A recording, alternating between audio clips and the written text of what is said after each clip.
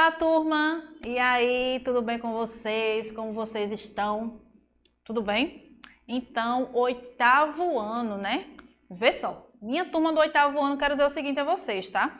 Antes de começar a nossa aula, eu tenho um recado muito importante para dar para vocês, tá? Começou aqui na nossa cidade a vacinação de 12 anos, tá? Então, vocês, meus alunos do 8º ano, a maioria, tá? Tem tudo 12 anos já, né? Então, vamos lá, fazendo a inscrição de vocês aí e tomando vacina, viu? Para logo, logo a gente tá juntinhos, tá certo? Então, esse é o recado, ó, muito importante, tá? Então, meus alunos do 8º ano, tudinho já tem 12 anos, vamos correr para tomar a vacina, ok? Então, vem comigo para a nossa aula de hoje.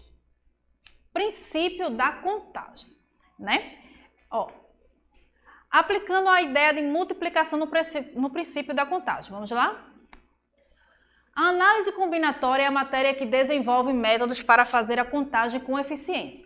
Os problemas de contagem estão presentes no cotidiano, por exemplo, no planejamento de pratos em um cardápio, a combinação de números em jogo de loteria, nas placas dos veículos, entre inúmeras outras situações.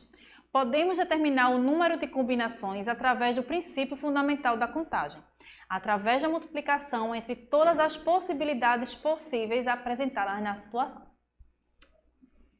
Então, vê só, minha gente. O princípio multiplicativo está, mais uma vez, no nosso dia a dia, não é isso? Quando nós fazemos as combinações, tá certo? Vamos combinar números com números. Um exemplo que ele trouxe aqui foi o jogo da loteria, né?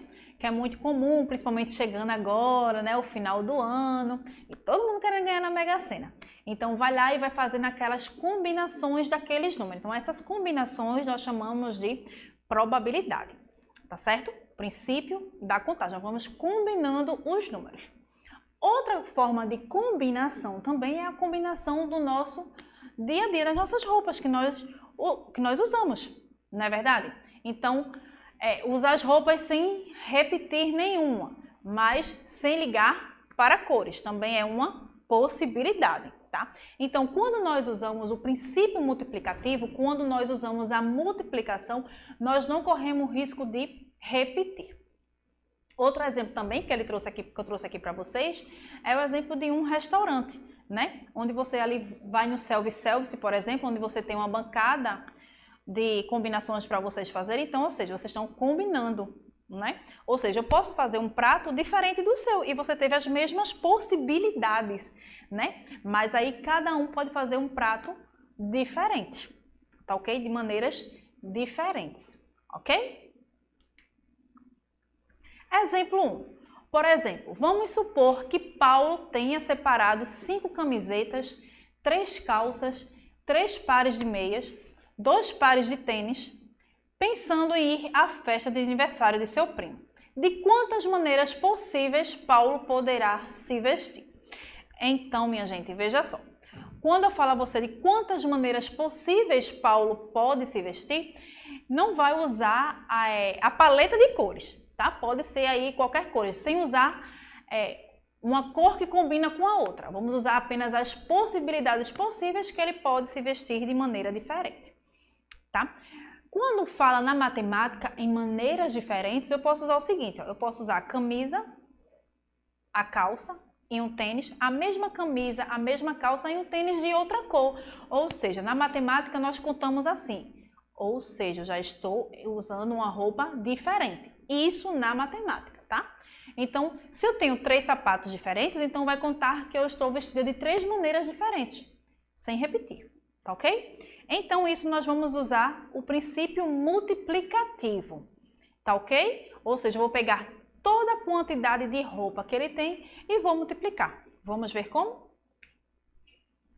A combinação utilizada por Paulo envolverá uma camiseta, uma calça, um par de meia e um par de tênis. Nesses casos, para descobrirmos o número de opções, devemos multiplicar as quantidades de cada item. Observe.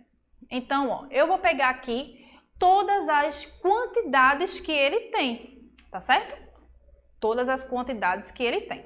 Ó, ele tem o quê? Vamos supor que Paulo tenha separado 5 camisetas, 3 calças, 3 pares de meia e 2 pares de tênis. pensando em ir à festa, né? Então, eu vou pegar toda essa quantidade de roupas que o Paulo tem e vamos multiplicar, usar o princípio multiplicativo, tá ok? Ó, então, vai ficar da seguinte maneira. 5 vezes 3 vezes 2 igual a 90 combinações, né? Ó, 5 vezes 3, 15. 15 vezes 3 vezes 2 igual a 90. Então, quando nós usamos o princípio multiplicativo, nós não corremos risco de repetir. Ou seja, nesse caso, ele vai usar 90 combinações, ok? Ao realizarmos a multiplicação, observamos que podemos ter 90 possíveis combinações, certo? Ó, outro exemplo que eu trouxe aqui para vocês é mais um exemplo também que é usado no nosso dia a dia, né? Então, vamos ver. Em uma lanchonete existem 4 tipos de sanduíche, 3 tipos de refrigerante, 5 tipos de sorvete e 2 tipos de brinde. Quantas combinações de lanches poderão ser informadas no cardápio? De modo que envolva um sanduíche, um refrigerante, um sorvete e um brinde, tá? Então, mais uma vez, nós vamos usar o princípio multiplicativo, tá? Então, teremos que escolher um sanduíche, um tipo de refrigerante, um sorvete e um brinde. Vamos multiplicar cada possibilidade de cada item? Então, vamos lá.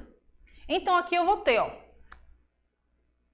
mesma coisa do exemplo anterior. Vou pegar toda a quantidade que ele pode escolher, tá certo? Então, nesse caso aqui, eu tenho o seguinte, ó. Eu tenho 4 tipos de sanduíche, 3 tipos de refrigerante, 5 tipos de sorvete e 2 tipos de brinde, tá? Lembrando que ele só pode escolher um de cada, tá ok? Então, eu vou multiplicar. Como é que vai ficar? 4 vezes 3 vezes 5 vezes 2. Então, eu tive quantas combinações? 120 combinações. Então, eu posso fazer 120 maneiras diferentes, tá ok? Ao realizarmos a multiplicação, vemos que encontramos 120 possibilidades, tá ok? Eu trouxe aqui alguns exemplos para fazer com vocês, ok? Então vamos lá. Arnaldo planeja ir à praia e deseja utilizar uma camiseta, uma bermuda e um chinelo. Sabe-se que ele possui 5 camisetas, 6 bermudas e 3 chinelos. De quantas maneiras distintas Arnaldo poderá se vestir? Então eu trouxe essa palavrinha aqui para vocês, ó, que se chama distinta, tá certo? Então, toda vez que em uma questão de matemática ela vem com essa palavra distinta, você já sabe que é diferente, tá certo? Então, na matemática nós utilizamos muito essa palavra, distintas, ó. Está aqui, ó, distinta, tá certo? Então, essa palavra distinta quer dizer que são de maneiras diferentes, ou seja, nessa questão, ele quer dizer o seguinte, que Arnaldo não pode repetir nenhuma peça de roupa. Tem que ser o quê? Distintas, ou seja, tem que ser tudo de maneiras diferentes. Tá ok? Então, eu quero que você copie aí, ó, e faça essa questão para eu ver, ok? Então, veja só, pessoal, nessa questão 2, o que é que nós vamos fazer? Nós vamos usar o princípio multiplicativo, tá certo? Eu quero que vocês respondam aí em casa, copiem a questão para responder junto comigo, ok? Então, o que é que vocês vão fazer? Vocês vão multiplicar um pelo outro. Lembrando que, ao usar o princípio multiplicativo da multiplicação, o que é que acontece?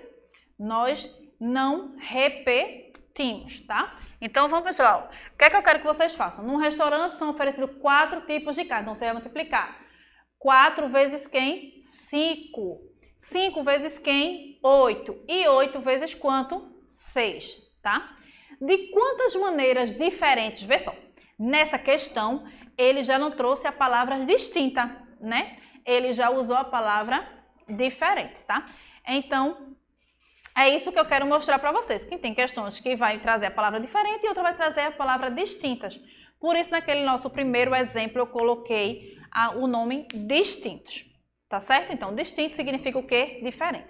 Para quando vem essas provas aí, né, que vocês vão fazer agora, essas provas externas, vinha aquela palavra, ai meu Deus, o que é distinto? Ah, mas a professora me disse que distinto significa o quê? Diferente. Tá certo? Então, de quantas maneiras diferentes ele pode consumir neste restaurante, tá?